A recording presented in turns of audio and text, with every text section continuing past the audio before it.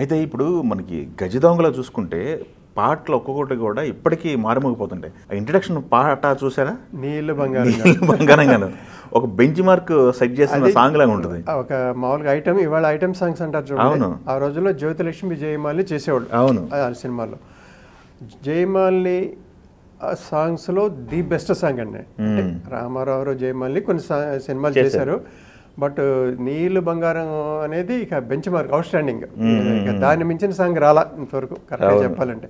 ఎందుకంటే పాట బాగుంటుంది, రామారావు స్టైలు, అది సిగార్ కాలుస్తూ స్టైలిష్గా వాకింగ్, ఇది మరి అసలు ఇంట్రడక్షన్ షార్ట్ రామారావు గారిది కార్లో లోపలికి డెన్లోకి వస్తుందండి. డెన్లోకి ఎంట్రీ, పక్కన బ్లాక్ క్యాట్, బాగా ప్లాన్ చేశారు. అంటే ఎన్ని స్టోరీ ఓరియంటెడ్ సినిమాలు కాదు కదండి, మామూలుగా ఏంటంటే స్టైల్ మీద ఒక మసాలా స్టైల్.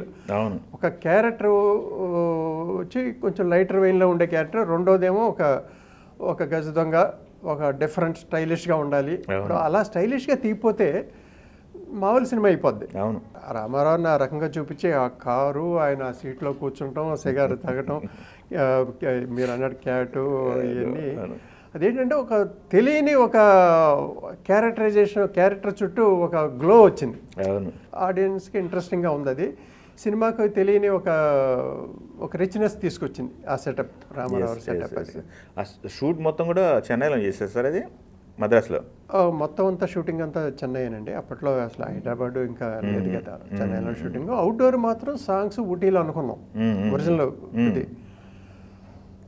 అది ఫైనల్ షెడ్యూల్ ఊటీ 10 days అనుకున్నాం. మిగతా వర్క్ అంతా చేసి 5 పాటలు కదా, 5 అంటే జయమల్లి సాంగ్ సెట్లోనే అనుకోండి, హీరోయిన్లతోటి మిగతా 4-5 పాటలు ఉన్నాయి. అవి ఊటీ షెడ్యూల్ అనుకున్నాం మామూలుగా. కరెక్ట్గా మా షెడ్యూల్ నెక్స్ట్ మంత్ అనుకున్నాగా మా ముందు సర్దార్ పాపారాడు కదా ప్యారల్గా జరుగుతుంది.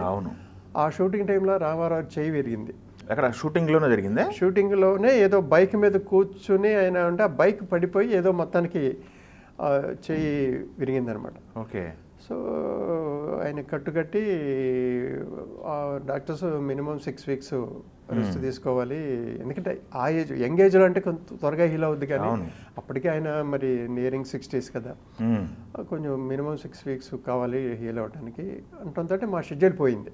ఓకే. Song schedule. ఎందుకంటే శ్రీదేవి జయసుధ 2 డేట్లు పోయినాయి.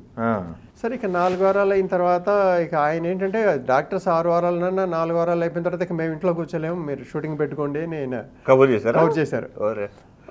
సరే ఇక అప్పుడు ఏంటంటే ఒక్కొక్క రోజు ఒక్కొక్క పాట తీసేయాల్సి వచ్చింది, ఎందుకంటే హీరోయిన్ డేట్లు పోయినాయి కదా, మా డేట్లుగా పోయినాయి. వాళ్ళని ఇక ఒక్కొక్క రోజు అడిగి శ్రీదేవిని జయసుని అడిగి ఒక్కొక్క రోజు ఒక పాట తీసేయాల్సి వచ్చింది చెన్నైలోనే. ఒక్క రోజులో పాట తీసేయాలి మరి మీకు సినిమా చూస్తే అలా అనిపించదు ఒక రోజులో తీసినట్టు. మరి అంటే 7 o'clockకి స్టార్ట్ చేసేవాళ్ళం, నైట్ సన్ లైట్ ఉన్నంత వరకు చేసేవాళ్ళం. అవుట్డోర్ అయితే, ఇండోర్ అయితే 9 కల్లా అవి చేసేవాళ్ళం. అంటే సిచ్యువేషన్ అలా వచ్చింది, మరి డేట్లు పోయినాయి కదా. సో ఆ రకంగా ఆయన పాపం చెయ్యి ఇరిగినా కూడా టైం వాళ్ళు పొంగల్ రిలీజ్ అనుకుంటున్నారు, మన వల్ల ఆకూడదు రిలీజ్ అని చెప్పి ఆయన చూడండి ఒక్కొక్క సాంగ్లో ఆయన చెయ్యి ఇలా పట్టుకున్నట్టు తెలుస్తుంది, మీరు అబ్జర్వ్ చేస్తే. ఆయన పెయిన్ తోటే కూడా ఆయన వచ్చేసి కాదు సినిమా కంప్లీట్ చేయాలి, వాళ్ళ రిలీజ్కి ఇబ్బంది కలగకూడదని చెప్పి మరి ఆ రకమైన కమిట్మెంట్తో వచ్చేసాడు ఆయన. మరి అమ్మో వర్క్ కమిట్మెంట్ అంటే ఇక అసలు ఏమీ లెక్క చేయడానికి. ఇప్పుడంటే క్యారవాన్లు వచ్చేసినాయి, అన్నీ ఉన్నాయి. ఆ రోజుల్లో మొత్తం వాళ్ళంతా ఆర్టిస్టులు మొత్తం కూడా సెట్లోనే ఉండేవాళ్ళ. అంటే రామారావు మేకప్ ఇంట్లోనేనండి. మామూలుగా డ్రెస్సు అంతా మేకప్ డ్రెస్ ఇంట్లోనే వేసుకుని వచ్చేవాళ్ళు. స్టూడియోలో కూడా మేకప్ రూమ్ ఉండేది, ఏదన్నా మామూలుగా టాయిలెట్కి బాత్రూమ్కి వెళ్ళాలంటే వాళ్ళకి ఒక్కొక్కరికి ఒక హీరోలకి డైరెక్ట్లీ ఉండేవి కదా రూమ్స్. మిగతా అప్పుడు ఇక సెట్లోనే ఉండేవాళ్ళు. అప్పుడు క్యారవాన్లు ఇవన్నీ లేవు కదా.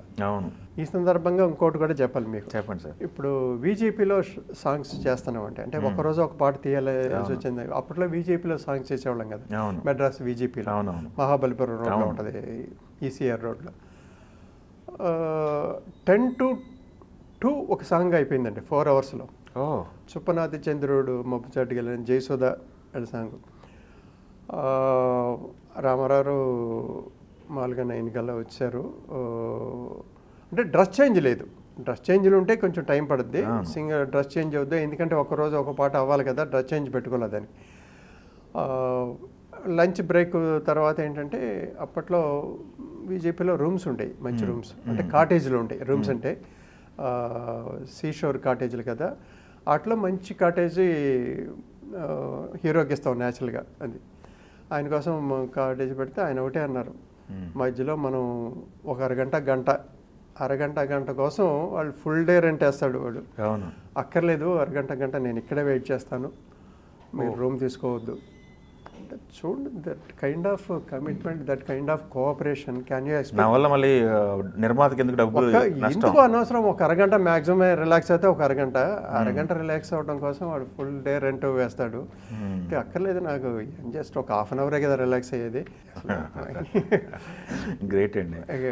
సినిమా తీయటం ఆ రోజులకి మరి నిర్మాతలకి ఒక రకంగా అంత ఈజీగా ఉండేది, ఎందుకంటే కోఆపరేషన్ ఆ లెవెల్లో ఉండేది కాబట్టి.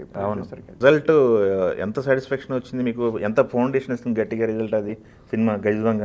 అంటే ఆ రోజుల్లో మనం ఎంత పెట్టుబడి పెట్టాం, ఎంత ఖర్చు అయింది, దానికి ఎంత రిటర్న్స్ వచ్చినాయి అని. ఇప్పుడు మనం పెట్టుబడి పెట్టిన దానికి ఒక 25% ప్రాఫిట్ వచ్చినా కూడా సక్సెస్ అయ్యి కదండి ఆ రోజుల్లో. సో ఆ సక్సెస్ ఎంజాయ్ చేసాం. అది సూపర్. మేము ఒకటో రెండు జిల్లాలు అట్టు పెట్టుకున్నామండి, మిగతా అమ్మేసాము. కొన్ని వాళ్ళు బెనిఫిట్ పొందారు, మాకు కూడా ప్రాఫిటబుల్ వెంచర్. సూపర్. అదంట్లో కూడా మొదటి సినిమాని రామారావు గారితో చేయటం అనేది అదొకటి హిస్టరీ ఉండిపోయింది. గుడ్ అండి. అయితే